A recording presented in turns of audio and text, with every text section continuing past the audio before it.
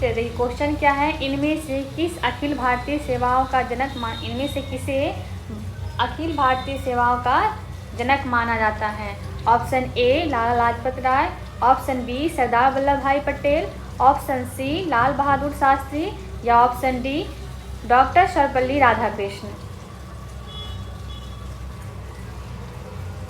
बताइए, आप लोग भी कमेंट कर सकते हैं, ठीक है। ज़रूरी नहीं है कि आप स्क्रीन पे खुद देख लीजिए और खुद से भी उससे पहले भी आप कमेंट मेरे को बताने से पहले आप कमेंट कर सकते हो तो आप कर लीजिए, ठीक है। ज़रूरी नहीं कि मैं क्वेश्चन पढ़ूँ उसके बाद ही, आप पहले भी कमेंट कर सकते हैं खुद से भी देख के। आपके स्क्रीन पे ही क्वेश्चन रहता है। तो देखिए क्या है, सरदार वल्लभ भाई पटेल को अखिल भारतीय सेवाओं का जनक माना जाता है। किसको? सरदार वल्लभ भाई पटेल को जो है उन्हीं को अखिल भारतीय सेवाओं का जनक माना जाता है। इन्होंने ही आधुनिक अखिल भारतीय सेवाओं की स्थापना की थी, यानी कि सरदार वल्लभ भाई पटेल जो है इन्होंने ही अखिल भारतीय सेवाओं की स्थापना की थी। इसका आंसर क्या हो जाएगा आपको? बी, ठीक है, बी इनका सही answer. Good morning, good morning, आप सभी को गुड मॉर्निंग।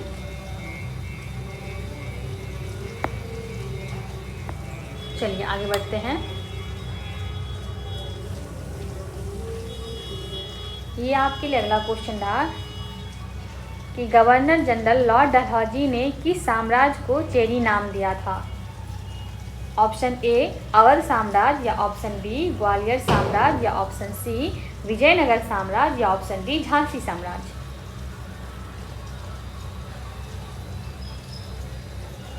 तो देखिए क्या है, लॉर्ड डलहौजी जो है उन्होंने अवध साम्राज्य को चेरी नाम दिया था। कौन से साम्राज्य को? अवध साम्राज्य को चेरी नाम दिया था।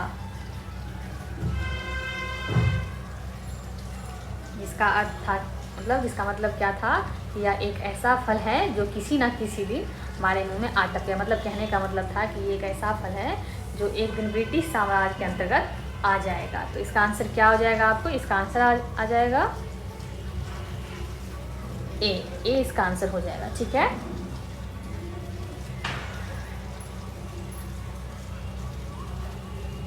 चलिए आगे बढ़ते हैं।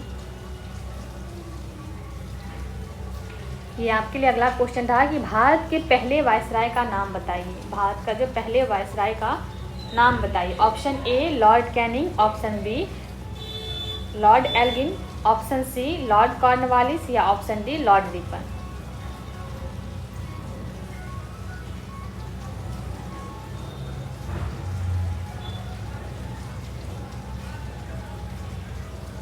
बहुत बढ़िया। तो देखिए भारत का जो है वो पहला वायसराय कौन था? लॉर्ड कैनिंग था, ठीक है।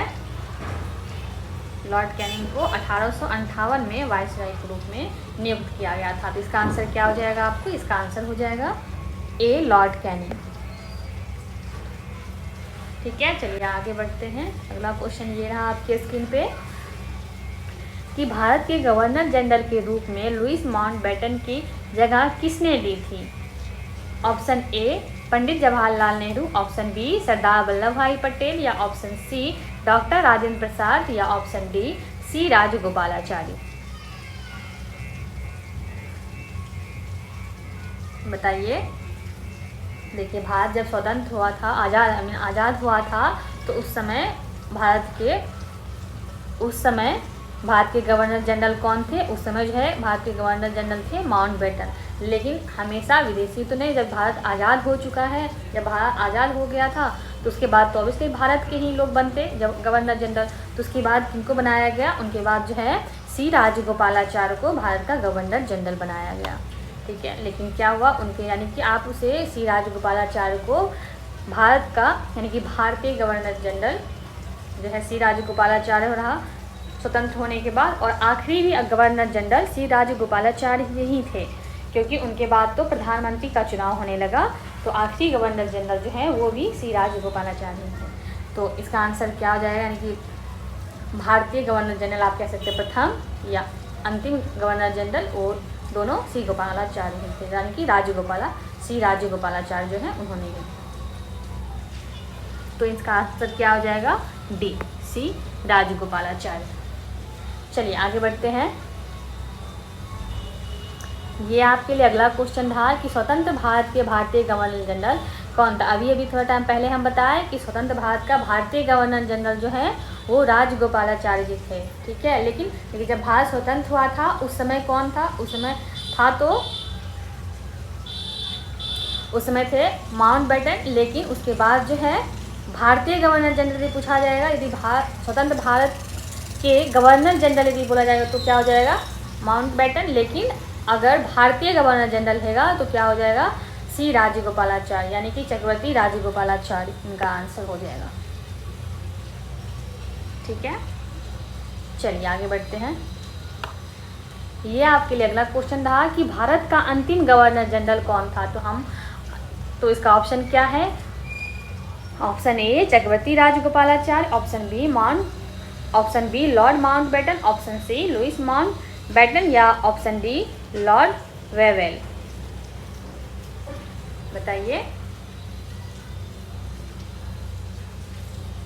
तो देखिए हम आपको बताएं कि भारत का अंतिम गवर्नर जनरल भी कौन था, वो चक्रवर्ती राजगोपालाचारी जी ही थे। तो इनका आंसर क्या हो जाएगा, इसका आंसर हो जाएगा आपको ए, ठीक है।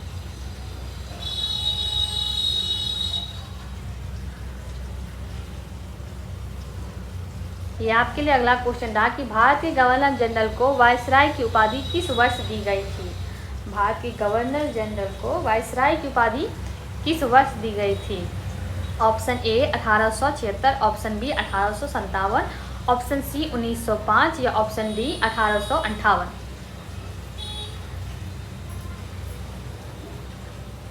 18 बिल्कुल। देखिए भारत के वायसराय की उपाधि जो है वो भारत के गवर्नर जनरल को कब दी गई थी, 1858 में। तो इसका आंसर क्या हो जाएगा, डी 1858। चलिए आगे बढ़ते हैं। ये आपके लिए अगला क्वेश्चन था कि भारतीय संविधान के अस्तित्व में आने से पहले भारत का आखिरी गवर्नर जनरल कौन था। Option A Chakravarti Rajagopalachari, option B viscount Mountbatten, option C doctor Rajendra Prasad या ऑप्शन डी विस्कॉट वावेल। हम इससे पहले क्वेश्चन में भी बताए हैं कि अंतिम गवर्नर जनरल कौन था, वो श्री राजगोपालाचारी, यानी कि भारतीय संविधान के अस्तित्व में आने से पहले जो है भारत का आखिरी गवर्नर जनरल कौन था, चक्रवर्ती राजगोपालाचारी जी। तो इसका आंसर क्या हो जाएगा, चक्रवर्ती राजगोपालाचारी। उनके बाद क्या हुआ, उनके बाद गवर्नर जनरल नहीं बनने लगे, यहाँ पे प्रधानमंत्री का चुनाव होने लगा, तो गवर्नर जनरल खत्म हो गया वहीं पे, ठीक है। यानी कि उसके बाद श्री राजगोपालाचारी जी के बाद जो है प्रधानमंत्री की चुनाव होने लगी, तो गवर्नर जनरल की। तो इसके बाद चलिए अगला क्वेश्चन देखते हैं क्या है। ये आपके लिए अगला क्वेश्चन था कि उस गवर्नर जनरल का नाम बताइए जिसने पैरामाउंटसी नामक नीति का आरंभ किया। Option A Lord Wellesley, option B Lord Dalhousie, option C Lord Cornwallis या ऑप्शन डी लॉर्ड हेस्टिंग्स। देखिए लॉर्ड हेस्टिंग्स ने पैरामाउंटसी नीति का आरंभ किया। किसने, लॉर्ड हेस्टिंग्स ने पैरामाउंटसी नीति का आरंभ किया। तो इसका आंसर क्या हो जाएगा आपको, इसका आंसर आपको हो जाएगा डी, ठीक है। चलिए अब हम अगले क्वेश्चन की ओर बढ़ते हैं। ये आपकी स्क्रीन पे अगला क्वेश्चन था। अगला क्वेश्चन है कि भारत के इनमें से किस वायसराय ने निर्वाचित स्थानीय सरकारी नौकरियों के सृजन की पहल की थी। Option A Lord Irwin, option B Lord Reading, option C Lord Ripon या ऑप्शन डी लॉर्ड वेवेल।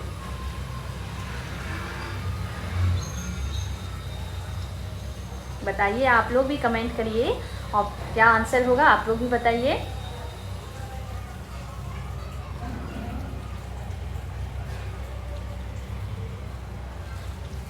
देखिए लॉर्ड रिपन ने स्थानीय स्वशासन को बढ़ावा देने के लिए 1882 में स्थानीय स्वशासन संबंधी कानून को लागू किया था। लॉर्ड रिपन को ही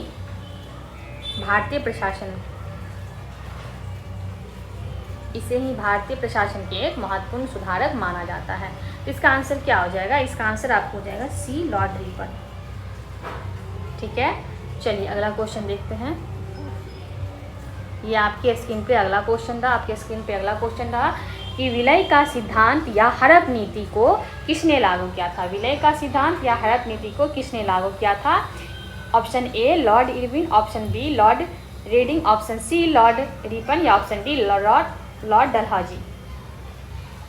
देखिए ये लॉर्ड डलहौजी ने हड़प नीति या विलय का सिद्धांत को लागू किया। किसने? लॉर्ड डलहौजी ने हड़प नीति या विलय का सिद्धांत को लागू किया था। ठीक है, देखिए ये नीति किस लिए था? ये नीति किस लिए लागू किया गया था? इस नीति को लागू किया गया था यानी कि जिस राज्य का उत्तराधिकारी नहीं था उस राज्य को इसी नीति के तहत ब्रिटिश साम्राज्य में मिला लिया गया था। ठीक है, लॉर्ड डलहौजी ने इस नीति को यानी कि हड़प नीति या विलय का सिद्धांत क्यों लागू किया था? क्योंकि ताकि जिस राज्य का उत्तराधिकारी नहीं होता था उस राज्य को क्या करता था, इसी नीति के तहत साम्राज्य को ब्रिटिश साम्राज्य में यानी कि उस राज्य को ब्रिटिश साम्राज्य में मिला लिया करता था। ठीक है, चलिए अब हम अगला क्वेश्चन देखते हैं। ये आपके लिए अगला क्वेश्चन था कि व्यापक गति का सिद्धांत नीति किसने तैयार की थी? व्यापक गति का सिद्धांत नीति जो है वो किसने तैयार की थी? A lord Hastings, B Lord Dalhousie, C Lord Cornwallis या डी लॉर्ड वेलेस्ली।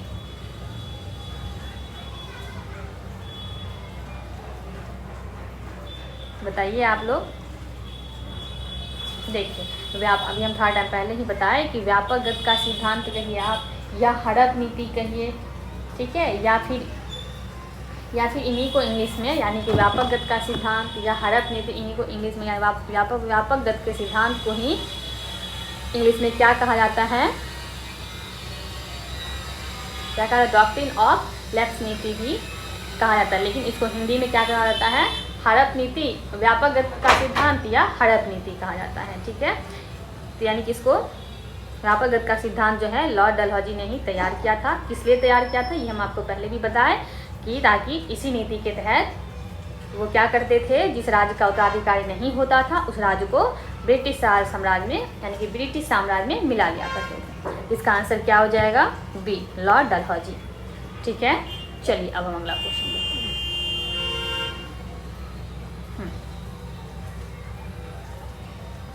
ये आपके लिए अगला क्वेश्चन था कि डॉक्ट्रिन ऑफ लैप्स नीति किसने बनाई थी? Option A Lord Curzon, option B Lord Dalhousie, option C Lord Mountbatten या ऑप्शन डी लॉर्ड क्लाइव। देखिए हम आपको थोड़ा टाइम पहले ही बताए हैं, इससे पहले क्वेश्चन में बताए कि डॉक्ट्रिन ऑफ लैप्स नीति को ही हिंदी में क्या कहा जाता है? व्यापक गति का सिद्धांत या हड़प नीति भी कहा जाता है इसी को हिंदी में। ये इसका इंग्लिश वर्ड हो गया डॉक्ट्रिन ऑफ लैप्स नीति। ठीक है, तो इस नीति को किसने बनाया था यानी कि डॉक्ट्रिन ऑफ लैप्स नीति को लॉर्ड डलहौजी ने ही बनाया था। वो किस लिए बनाया था? ये हम आपको पहले क्वेश्चन में भी बता दिए हैं कि जिस राज्य का उत्तराधिकारी नहीं होता था और उस राज्य को वो क्या करते थे, इसी नीति के तहत अपने राज्य में यानी कि ब्रिटिश साम्राज्य में शामिल कर लेते थे। ठीक है, इंग्लिश में क्या होता है? डॉक्ट्रिन ऑफ लैप्स नीति और हिंदी में क्या कहते हैं? व्यापक गति का सिद्धांत या हड़प नीति भी कहते हैं। तो इसका आंसर क्या हो जाएगा? इसका आंसर आपको हो जाएगा बी लॉर्ड डलहौजी। ठीक है, चलिए अब हम आगे बढ़ते हैं। ये आपके लिए अगला क्वेश्चन था कि भारत में पहली यात्री ट्रेन वर्ष 1853 में और किसके बीच चलाई गई थी? Option A Pune Thane, option B Pune Goa, option C Bombay Pune या ऑप्शन डी बॉम्बे ठाणे। देखिए भारत में पहली यात्री ट्रेन जो है वो 16 अप्रैल 1853 में, कब? 16 अप्रैल 1853 में बॉम्बे और ठाणे के बीच चलाई गई थी। किसके बीच? बॉम्बे और ठाणे के बीच में चलाई गई थी। कब चलाई गई थी पहली यात्री ट्रेन जो है वो? 16 अप्रैल 1853 को। तो इसका आंसर क्या हो जाएगा? बॉम्बे और ठाणे। तो यानी कि डी इसका सही आंसर है। ठीक है, चलिए अब हम अगला क्वेश्चन देखते हैं। ये आपके लिए अगला क्वेश्चन था कि इनमें से किसे भारतीय रेल का जनक माना जाता है? Option A lord Ripon, option B lord Minto, option C lord Dalhousie या ऑप्शन डी लॉर्ड इरविन। बताइए आप लोग भी कमेंट करिए क्या होगा आंसर।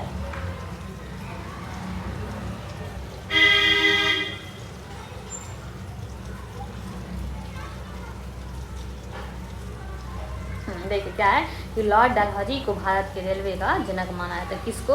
लॉर्ड डलहौजी को, क्योंकि लॉर्ड डलहौजी ने ही रेलवे का यानी कि भारत में रेलवे मतलब रेल जो है वो किसने लाया था? लॉर्ड डलहौजी ने।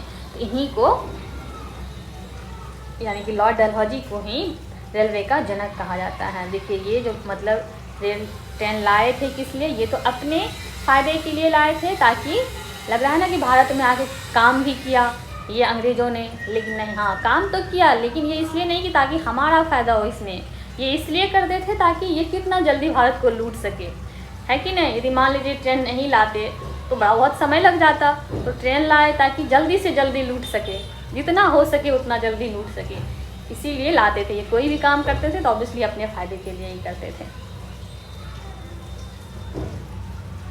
ठीक है, चलिए तो इसका आंसर क्या हो जाएगा? चलिए हम थोड़ा सा आगे बात करने लगे, लेकिन इसका ऑप्शन क्या हो जाएगा? लॉर्ड डलहौजी, यानी कि लॉर्ड डलहौजी को ही भारत यानी कि रेलवे का जनक, भारत में रेलवे का जनक माना जाता है। ठीक है, क्योंकि इन्हीं के कार्यकाल में भारत में पहली बार रेल की शुरुआत हुई थी। चलिए आगे बढ़ते हैं।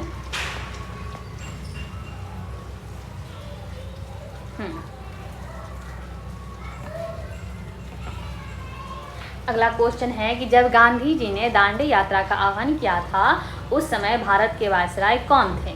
बताइए, जब गांधी जी ने दांडी यात्रा का आह्वान किया था उस समय जो है भारत के वायसराय कौन थे? गुड मॉर्निंग आप सभी को good morning. Option A lord Willingdon, option B lord Reading, option C lord Irwin या ऑप्शन डी लॉर्ड वेवेल। तो देखिए, जब गांधी जी ने दांडी यात्रा का आह्वान किया था तो उस समय जो है लॉर्ड इरविन थे भारत के वायसराय। कौन थे? Lord Irwin. तो इसका आंसर क्या हो जाएगा आपको? सी इसका सही आंसर। ठीक है, चलिए अब हम आगे बढ़ते हैं। ये आपके लिए अगला क्वेश्चन था आपके स्क्रीन पे। ये आपके स्क्रीन पे अगला क्वेश्चन था कि जिन्होंने 1848 में गवर्नर जनरल के रूप में पदभार संभाला, डैश ने हड़प नीति नामक नीति तैयार की, यानी कि किसने हड़प नीति नाम तैयार की थी? बताइए। Option A Lord Wellesley, option B lord William, option C Lord Cornwallis या ऑप्शन डी लॉर्ड डलहौजी।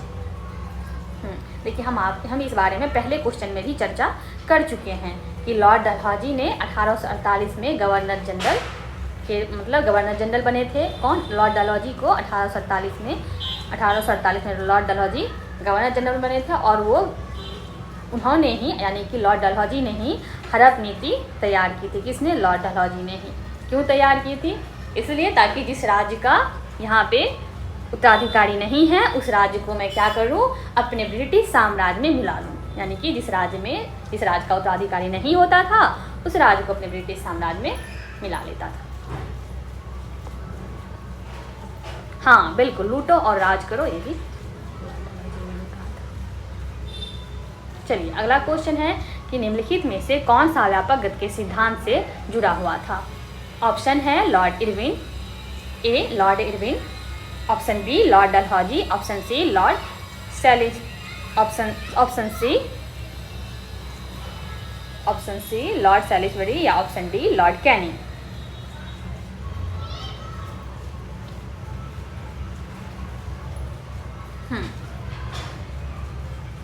देखिए बात एक ही है कि व्यापक गति का सिद्धांत कहिए या फिर हड़प नीति कहिए या फिर आप डॉक्ट्रिन ऑफ लैप्स नीति कहिए, ये सब बात एक ही है। ठीक है, सबका मीनिंग एक ही है, लेकिन क्वेश्चन पूछने का तरीका अलग अलग हो सकता है एग्जामिनर का। ठीक है, अलग अलग तरीके से क्वेश्चन में से हमसे पूछा जा सकता है।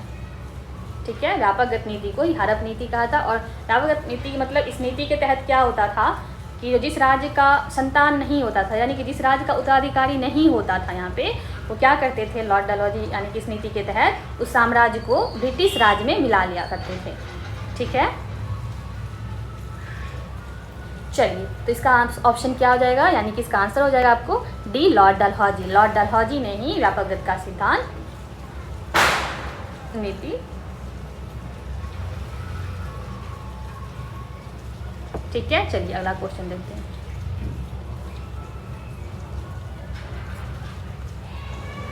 चलिए ये आपके लिए अगला क्वेश्चन था। देखिए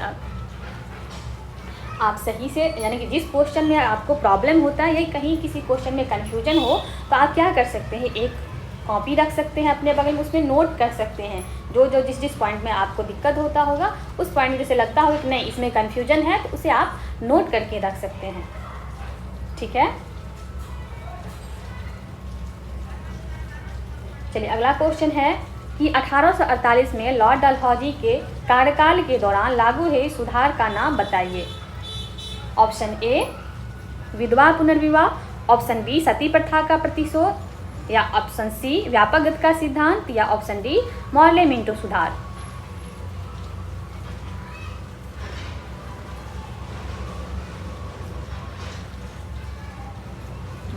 बताइए। देखिए हम आपको पहले बताए हैं कि व्यापक गति का सिद्धांत जो है वो लॉर्ड डलहौजी के कार्यकाल के दौरान लागू हुआ। ठीक है, तो इसका आंसर क्या हो जाएगा, सी व्यापक गति का सिद्धांत। चलिए आगे बढ़ते हैं। ये आपके स्क्रीन पे अगला क्वेश्चन था कि फोर्ट विलियम का निर्माण ईस्ट इंडिया कंपनी ने कराया था। इस किले के निर्माण स्थल के लिए किस गांव को उजाड़ा गया था? बताइए आप लोग।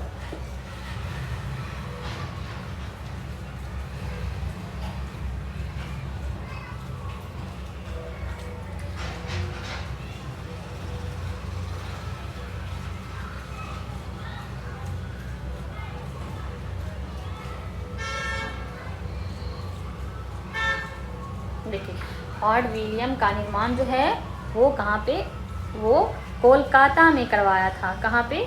वो कोलकाता में ईस्ट इंडिया कंपनी ने कराया था।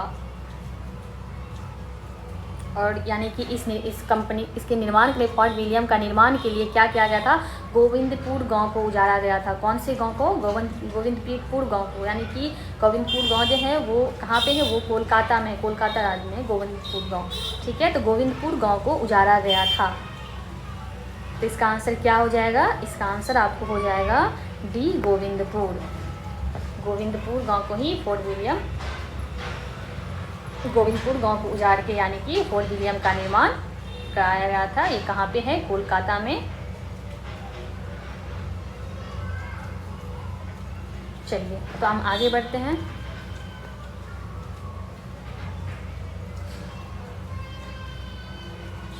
जी जी बिल्कुल, गोविंदपुर में ही, सॉरी कोलकाता में ही गोविंदपुर गांव है। तो आप जो चीज़ समझने में दिक्कत हो उसके क्या कर सकते हैं, आप नोट करके रख सकते हैं उसे। अगला क्वेश्चन है कि उस वास्तुकार का नाम बताइए जिसने नई दिल्ली को डिजाइन किया है।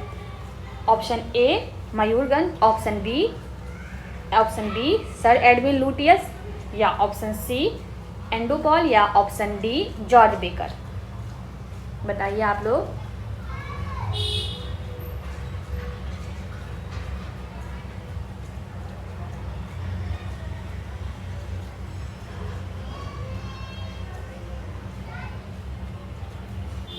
देखिए नई दिल्ली का जो डिज़ाइन है, नई दिल्ली के डिज़ाइन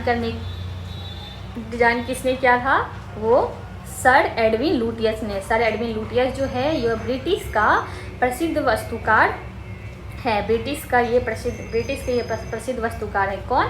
सर एडविन लुटियस। इन्होंने ही नई दिल्ली को डिजाइन करने का कार्य किया था। तो इसका आंसर क्या हो जाएगा? इसका आंसर हो जाएगा आपको बी इसका आंसर सही है। ठीक है, चलिए अब हम अगला क्वेश्चन देखते हैं। ये आपके स्क्रीन पे अगला क्वेश्चन रहा कि बांग्लादेश को स्वतंत्र देश का दर्जा कब प्राप्त हुआ? बांग्लादेश को जो है स्वतंत्र देश का दर्जा कब प्राप्त हुआ? ऑप्शन ए 1972, ऑप्शन सी 1971, या ऑप्शन बी 1971, या ऑप्शन सी 1975, या ऑप्शन डी 1970।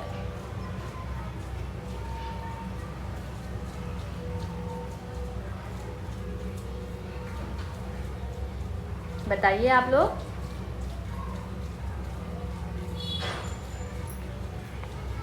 देखिए बांग्लादेश जो है,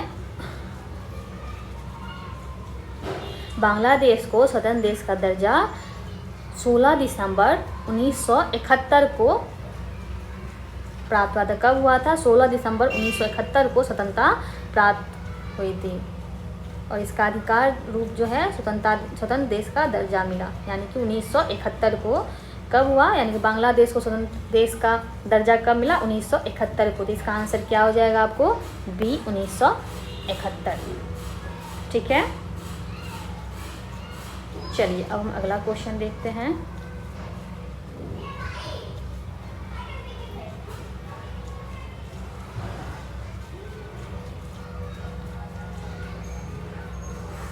चलिए अगला क्वेश्चन क्या है कि भारत और पाकिस्तान के बीच 1960 में हुई सिंधु जल संधि पर किस शहर में हस्ताक्षर किए थे?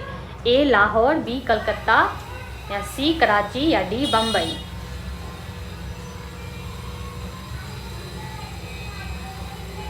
देखिए सिंधु जल संधि पर जो है 1960 में, कब? 1960 में कराची शहर में हस्ताक्षर किए गए थे। कहाँ पे? कराची शहर में। तो इसका आंसर क्या हो जाएगा आपको?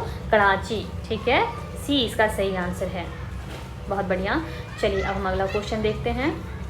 ये आपके लिए अगला क्वेश्चन रहा आपके स्क्रीन पे कि निम्नलिखित में से किस द्वार का निर्माण प्रथम विश्व युद्ध में शहीद हुए सैनिकों की स्मृति में किया गया था? बताइए। Option A Buland Darwaza, option B gateway of India, option C India gate, या ऑप्शन डी चार मीनार।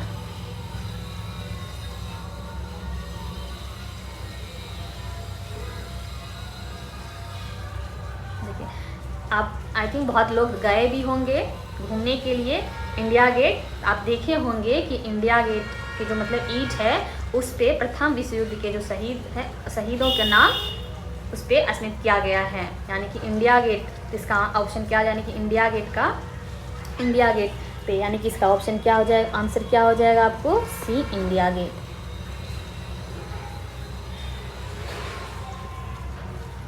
यानी कि इंडिया गेट का जो निर्माण कराया गया था उसी के ईंटों पे प्रथम विश्व युद्ध के जो शहीदों का नाम स्मृत कराया गया था, यानी कि लिखाया गया। तो इसका आंसर क्या आ जाएगा आपको? सी। ठीक है जी, बिल्कुल। वहाँ ईंटों पे देखेंगे आप तो आज भी उस पे नाम लिखा हुआ है। दिल्ली में संसद भवन का निर्माण किस अवधि के दौरान किया गया था?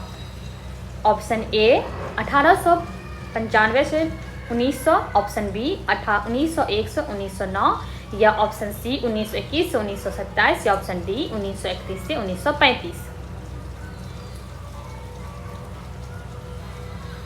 बताइए, आप लोग भी कमेंट करें, सभी लोग बताइए क्या होगा आंसर।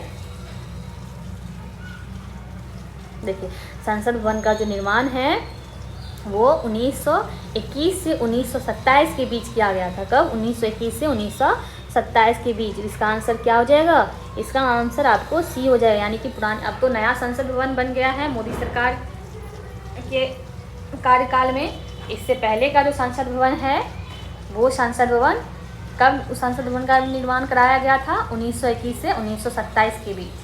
ठीक है, अब तो नया संसद भवन है जो कि मोदी सरकार के कार्यकाल में बनाया गया है। तो ये चलिए अब हम अगला क्वेश्चन देखते हैं। ये आपके लिए अगला क्वेश्चन रहा कि विक्टोरिया टर्मिनल का निर्माण कब किया गया था, जिसे कि अब छत्रपति शिवाजी टर्मिनल कहा जाता है। विक्टोरिया टर्मिनल जो है उसका निर्माण कब कराया गया था?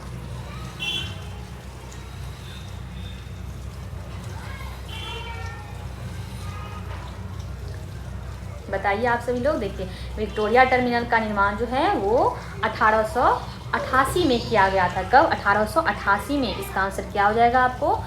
सी 1888। ठीक है, चलिए अब हम अगला क्वेश्चन देखते हैं। ये आपके लिए अगला क्वेश्चन रहा आपके स्क्रीन पे कि राष्ट्रीय युद्ध स्मारक का निर्माण कहाँ किया गया था? राष्ट्रीय युद्ध स्मारक का निर्माण कहाँ किया गया था? ऑप्शन ए मध्य प्रदेश में, ऑप्शन बी श्रीनगर में, या ऑप्शन सी नई दिल्ली में, या ऑप्शन डी मुंबई में। बिल्कुल, देखिए सी जो है वो सही आंसर। राष्ट्रीय युद्ध स्मारक का निर्माण जो है वो दिल्ली में कराया गया है। इसका आंसर क्या हो जाएगा? सी। ठीक है, चलिए अब अगला क्वेश्चन रहिए आपके लिए अगला क्वेश्चन है कि किसने महात्मा गांधी को भिखारी के लिबास में एक महान आत्मा के रूप में व्याख्यायित किया था? Option A Narendra Modi, option B Jayaprakash Narayan, option C Ram Manohar Lohia, option D Mahatma Gandhi. बताइए आप सभी लोग।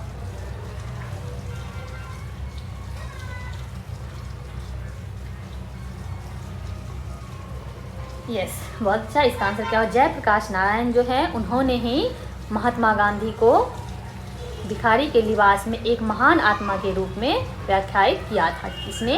जयप्रकाश नारायण ने। इसका आंसर क्या हो जाएगा? बी जयप्रकाश नारायण। ठीक है, चलिए आगे बढ़ते हैं। ये आपके लिए अगला क्वेश्चन था कि स्वराज मेरा जन्मसिद्ध अधिकार है और मैं इसे लेकर रहूंगा, यह कथन किसने कहा था? ऑप्शन ए सरदार Vallabh Bhai Patel, option B Mahatma Gandhi, option C Jawaharlal Nehru या ऑप्शन डी लोकमान्य तिलक। स्वराज मेरा जन्मसिद्ध अधिकार है, ये कथन किसने कहा था? लोकमान्य तिलक ने। किसने कहा था? लोकमान्य तिलक ने। लोकमान्य तिलक का कहना था, अरे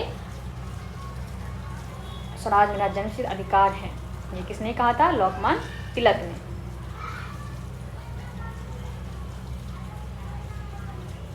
ठीक है, उनका कहने का मतलब क्या था कि स्वराज जो जन्म से ही मेरा अधिकार है। ठीक है, वो मुझे किसी से मांगना पड़ेगा अपना। तो उन्होंने ही कहा था कि स्वराज मेरा जन्मसिद्ध अधिकार है। तो चलिए अगला बढ़ते हैं। ये आपके लिए अगला क्वेश्चन था।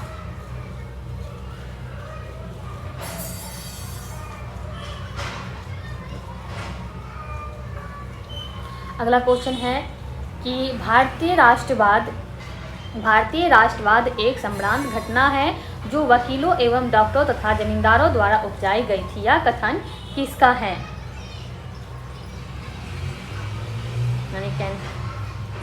क्या है? Option A Rajendra Prasad, option B Pandit Jawaharlal Nehru, option C Sardar Vallabh Bhai Patel या ऑप्शन डी महात्मा गांधी। ये भारतीय राष्ट्रीय एक संबंध घटना है जो वकील एवं डॉक्टरों तथा जमींदारों द्वारा उपजाई गई है। ये कथन जो है वो किसका है?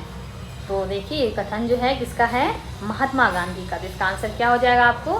डी महात्मा गांधी। चलिए अब हम अगला क्वेश्चन देखते हैं। ये आपके स्क्रीन पे अगला क्वेश्चन रहा। किसने कहा था कि भारत की एकमात्र आशा उसकी जनता है? उच्च वर्ग शारीरिक एवं नैतिक रूप से मृत हैं। Option A Bipin Chandra Pal, option B Aurobindo Ghosh, option C Swami Vivekananda या ऑप्शन डी बाल गंगाधर तिलक। बताइए आप लोग।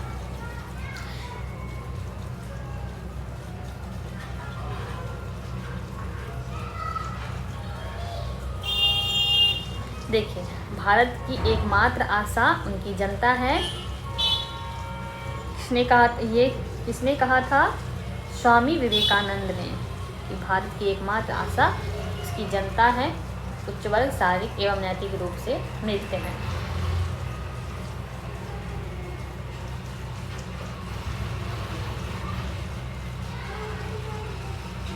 चलिए आगे बढ़ते हैं। अगला क्वेश्चन है कि निम्नलिखित में से किसने सुरक्षा सिद्धांत का उपयोग किया और यह राय दी कि भारतीय राष्ट्रीय कांग्रेस लॉर्ड डफरिन के दिमाग की उपज है?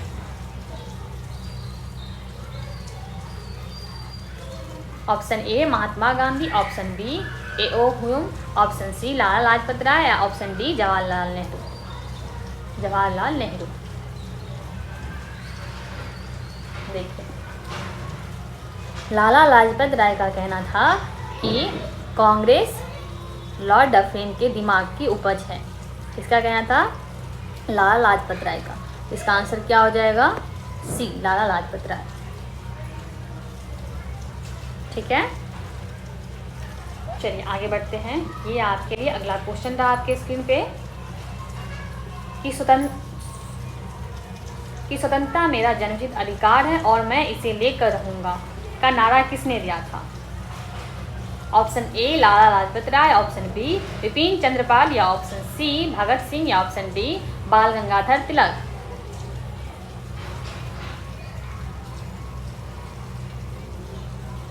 देखिए ये आपका प्रीवियस ईयर क्वेश्चन है, तो कभी कभी क्वेश्चन रिपीट हो जाता है, तो इसके लिए कोई बहुत बड़ा इशू नहीं होना चाहिए आप लोगों को, ठीक है। लेकिन कुछ बच्चे क्या होता है, ऐसे क्वेश्चन में भी कभी कभी फंस जाते हैं, ठीक है, कि क्या लगता है तो वो क्वेश्चन अलग था ये अलग है, लेकिन ज़्यादा लोग समझ जाते हैं। लेकिन क्या है कि प्रीवियस ईयर क्वेश्चन है तो कभी कभी रिपीट हो जाता है, या मैं भी कभी कभी नोटिस नहीं कर पाती हूँ क्वेश्चन को देखने में, ठीक है। तो इसका आंसर क्या हो जाएगा आपको, बाल गंगाधर तिलक, ठीक है। चलिए आगे बढ़ते हैं। ये आपके लिए अगला क्वेश्चन रहा। क्वेश्चन है कि भारतीय रेलवे ने विविध संस्कृतियों के लोगों को एक साथ लाकर भारत के स्वतंत्रता संग्राम में योगदान किया था। उपरोक्त कथन किसका है? Option A Subhash Chandra Bose, option B Jawaharlal Nehru, option C John Mathai, option D Mahatma Gandhi. बताइए।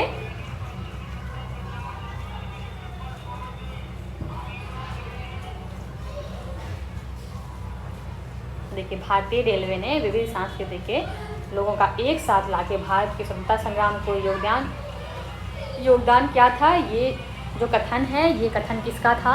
महात्मा गांधी का। ये कथन किसका था? महात्मा गांधी का। देखिए जब रेलवे बनाया, यानी कि रेलवे तो बनाया गया था वो अंग्रेज अपने फ़ायदे के लिए, यानी कि डलहौजी, लॉर्ड डलहौजी जब बनाए तो वो अपने फ़ायदे के लिए, लेकिन क्या हुआ रेलवे बनने के बाद उससे क्या हुआ, हमारा फ़ायदा भी हुआ।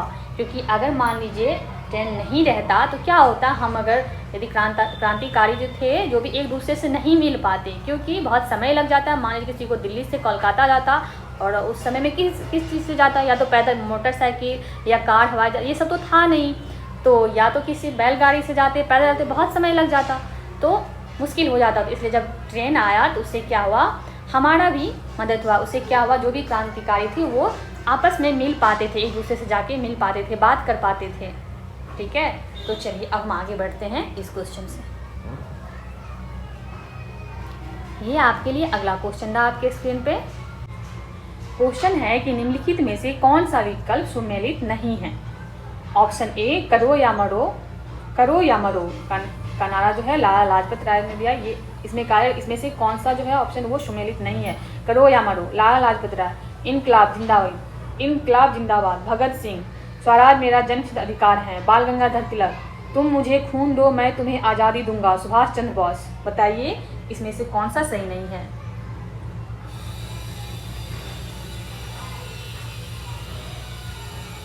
यस, ये जो है वो इनकरेक्ट है। करो या मरो का नारा किसने दिया था? करो या मरो का नारा जो है वो महात्मा गांधी ने दिया था, ठीक है।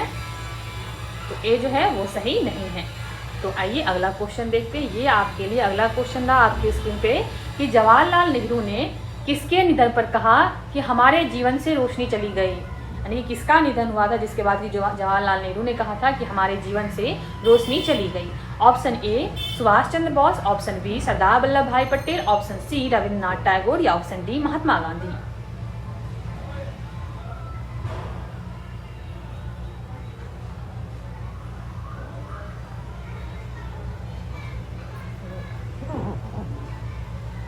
बताइए आप लोग।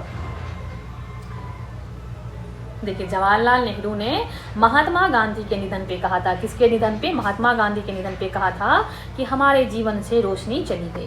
तो इसका आंसर क्या हो जाएगा? डी इसका सही आंसर है। जवाहरलाल नेहरू ने जब महात्मा गांधी का निधन हो गया था तब उन्होंने कहा था कि हमारे जीवन से रोशनी चली गई। चलिए आगे बढ़ते हैं। ये आपके लिए अगला क्वेश्चन था कि इनमें से किसे भारत के लौह पुरुष के नाम से जाना जाता है। लौह पुरुष के नाम से इनमें से किसे जाना जाता है? Option A Subhash Chandra Bose, option B Jawaharlal Nehru, option C Sardar Vallabh Bhai Patel, या ऑप्शन डी नरेंद्र मोदी। बताइए आप लोग।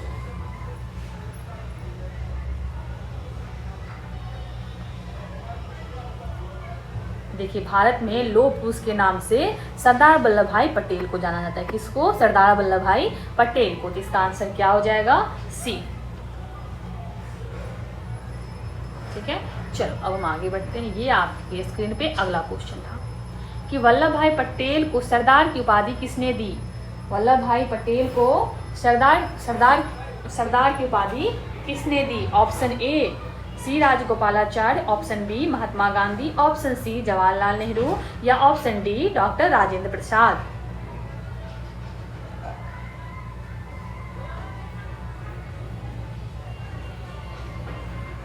देखिए, सरदार वल्लभ भाई पटेल को जो है सरदार की उपाधि तो महात्मा गांधी ने दी। किसने दी? महात्मा गांधी ने। यानी कि 20 का आंसर हो। सरदार वल्लभ भाई को सरदार की उपाधि जो है वो महात्मा गांधी ने दी। लेकिन क्यों? लेकिन उनको बारडोली सत्याग्रह के दौरान जो है वहाँ की महिलाओं के कहने पर, यानी कि बारडोली सत्याग्रह का जब सत्याग्रह हुआ तो उसी के दौरान वहाँ की महिलाओं के कहने पर महात्मा गांधी ने वल्लभ भाई पटेल को सरदार की उपाधि प्रदान की थी। ठीक है, तो इसका आंसर क्या हो जाएगा आपको? बी। ठीक है, यस। बारडोली सत्याग्रह के बाद महिलाओं के कहने पे, किसके कहने पे? महिलाओं के कहने पर महात्मा गांधी ने वल्लभ भाई पटेल को सरदार की उपाधि दी थी। और सरदार वल्लभ भाई पटेल जो है वो भारत के प्रथम गृह मंत्री और प्रथम उप प्रधानमंत्री भी बने हैं। ठीक है, सरदार वल्लभ भाई पटेल भारत के गृह मंत्री, प्रथम गृह मंत्री और प्रथम उप प्रधानमंत्री भी बने हैं। चलिए अब हम अगला क्वेश्चन देखते हैं।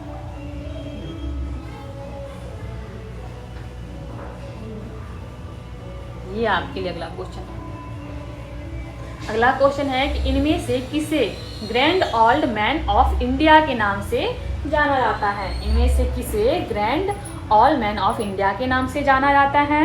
Option A Mahatma Gandhi, option B दादा भाई नौरोजी, ऑप्शन सी बाल गंगाधर तिलक या ऑप्शन डी लाला लाजपत राय। बताइए आप लोग। नहीं, देखिए क्या है कि दादा भाई नौरोजी को ओल्ड मैन ऑफ इंडिया के नाम से जाना जाता है। किसको? दादा भाई नौरोजी को। बाल गंगाधर तिलक, लाला लाजपत राय को नहीं, दादा भाई नौरोजी को ओल्ड मैन ऑफ इंडिया के नाम से जाना जाता है। किसको? दादा भाई नौरोजी को। देखिए, वैसे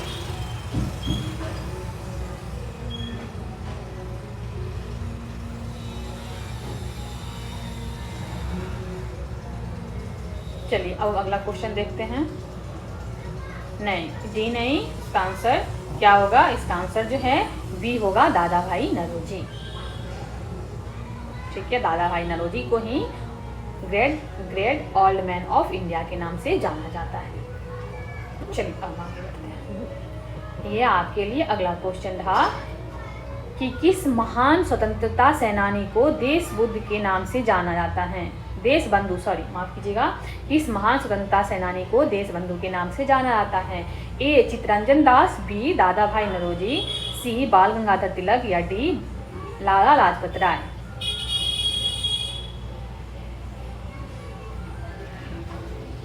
बताइए आप लोग।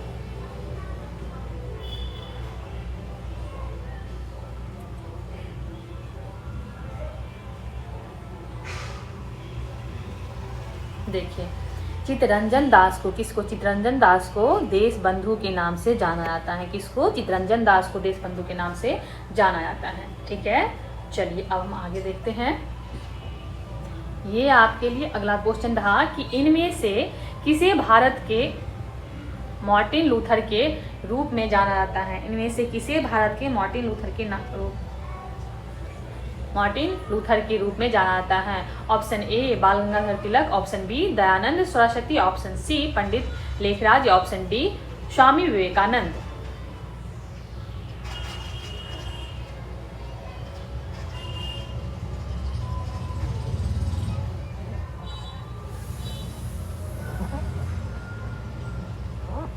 बताइए आप लोग।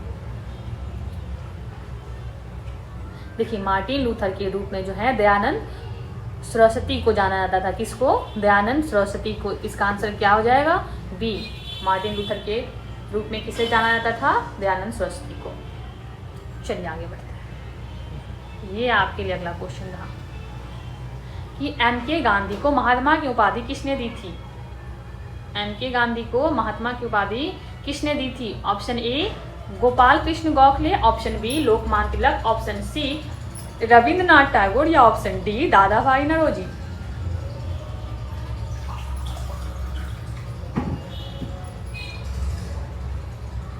बताइए आप लोग।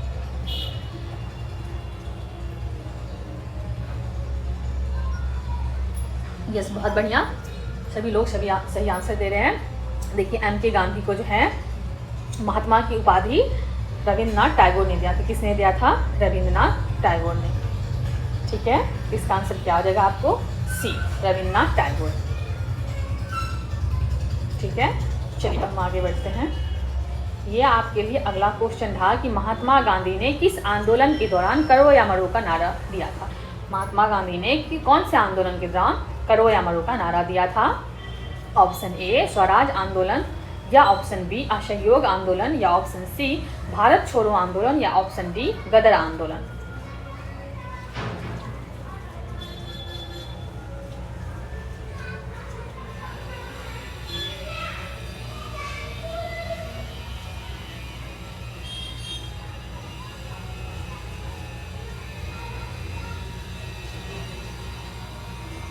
बताइए आप लोग। देखिए महात्मा गांधी ने भारत छोड़ो आंदोलन के दौरान करो या मरो का नारा दिया था। कौन सी आंदोलन के दौरान? भारत छोड़ो आंदोलन के दौरान जो है महात्मा गांधी ने करो या मरो का नारा दिया था। ठीक है, कोई दिक्कत है? चलिए तो फिर हम आगे बढ़ते हैं। ये आपके लिए अगला क्वेश्चन था दोस्तों कि भारतीय स्वतंत्रता संग्राम के दौरान दिल्ली चलो का नारा किसने दिया था? दिल्ली चलो का नारा जो है भारतीय स्वतंत्रता संग्राम के दौरान किसने दिया था? Option A Mohammad Ali Jinnah, option B Subhash Chandra Bose, option C Mahatma Gandhi, option D Jawaharlal Nehru. देखिए ये सब तो इन जनरल क्वेश्चन है, मुझे लगता है सबको आता होगा ऐसे क्वेश्चन तो। लेकिन देखिए हम बताएंगे, क्योंकि ये कैसा नहीं है कि हमने कहीं से क्वेश्चन ऐसे कर लिया। आपका प्रीवियस ईयर क्वेश्चन है जो कि पूछा जाता है ये सब क्वेश्चन। तो जो क्वेश्चन पूछा जाता है वो तो हम लाएंगे ही।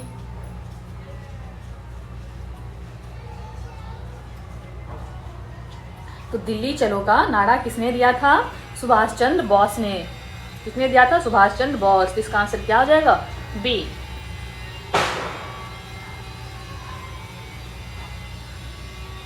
ठीक है, बी इसका सही आंसर होगा। रेलवे का प्रीवियस ईयर क्वेश्चन है। ठीक है, आप आरआरबी का किसी भी एग्जाम का तैयारी, आप आरआरबी का तैयार कर रहे हैं तो बिल्कुल आपके लिए बहुत हेल्पफुल, वैसे आप सभी के लिए अच्छा रहता है। ठीक है, आरआरबी का ये प्रीवियस ईयर क्वेश्चन है। चलिए अब हम आगे बढ़ते हैं। ये आपके लिए अगला क्वेश्चन था कि जय जवान जय किसान का नारा जो है वो किसने दिया था?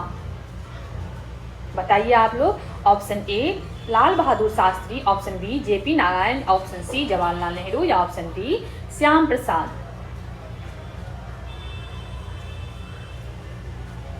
जय जवान जय किसान का नारा जो है वो किसने दिया था? वो लाल बहादुर शास्त्री ने। किसने? लाल बहादुर शास्त्री। ए, बहुत बढ़िया, ए इसका सही आंसर है। ठीक है, चलो भाई अब आगे बढ़ते हम। ये आपके लिए अब अगला क्वेश्चन रहा कि जवाहरलाल नेहरू के अनुसार निम्न में से किसे आधुनिक भारत के मंदिरों के रूप में जाना जाता है? जवाहरलाल नेहरू के अनुसार जो है निम्न में से किसे आधुनिक भारत के मंदिरों के रूप में जाना जाता है? ए बांधों, बी वनों, सी नदियों, या डी झीलों। बिल्कुल, बहुत अच्छा। यस, जवाहरलाल नेहरू के अनुसार जो है आधुनिक भारत का मंदिर बांधों को माना जाता है। किसे? बांधों को जाना जाता है। इसका आंसर क्या हो जाएगा आपको? ए, डी नहीं, ए। चलिए बहुत अच्छा।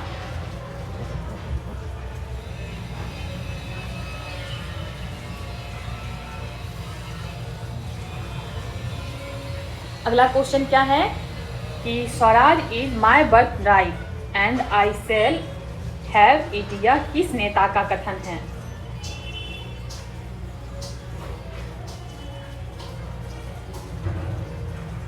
ठीक है, देखिए आपको हिंदी और इंग्लिश दोनों पता होना चाहिए, क्योंकि कभी कुछ चीज़ें क्या करता है इंग्लिश में कभी पूछ देता है और कभी हिंदी में पूछ देता है। बताइए ये किसने कहा था कि स्वराज मेरा जन्मसिद्ध अधिकार है? Option A Jawaharlal Nehru, option B Bipin Chandrapal, option C Bal Gangadhar Tilak, या ऑप्शन डी मोतीलाल नेहरू। बहुत अच्छा, सभी लोग सही है।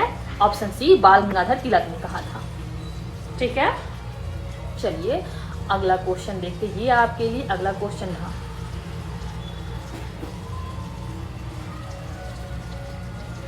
क्वेश्चन है कि सारे जहां से अच्छा ये गाना किसने लिखा है?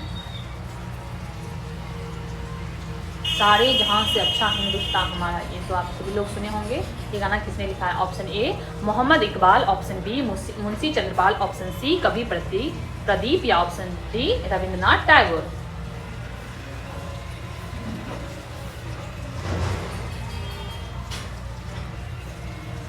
बताइए आप लोग। बहुत अच्छा। सारे जहां से अच्छा ये गाना जो है मोहम्मद इकबाल ने लिखा है। किसने? मोहम्मद इकबाल। तो इसका आंसर क्या हो जाएगा आपको? इसका आंसर आपको ए हो जाएगा। बहुत बढ़िया, सभी लोग सही है, बहुत ही अच्छा। चलिए ये क्वेश्चन आपके लिए है कि कौन से भारतीय नेता को लोकप्रिय रूप से पंजाब केसरी के रूप में जाना जाता है? यानी कि पंजाब केसरी के रूप में कौन से नेता को जाना जाता है? Option A Lala Lajpat Rai, option B Maulana Azad, option C Rabindranath Tagore या ऑप्शन डी सरदार वल्लभ भाई पटेल।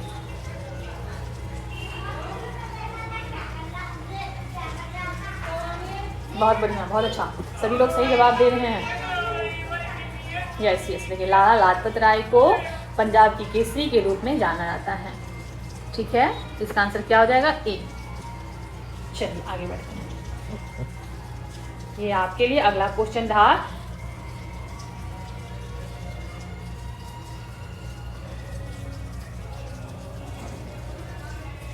अगला क्वेश्चन क्या है? किसे फादर ऑफ इंडियन सर्विसेज कहा जाता है? Option A Pandit Jawaharlal Nehru, option B doctor Rajendra Prasad या ऑप्शन सी लॉर्ड कॉर्नवालिस या ऑप्शन डी सरदार वल्लभ भाई पटेल। तो देखिए फादर ऑफ इंडियन सर्विसेज जो है वो सरदार वल्लभ भाई पटेल को कहा जाता है। किसे? सरदार वल्लभ भाई पटेल।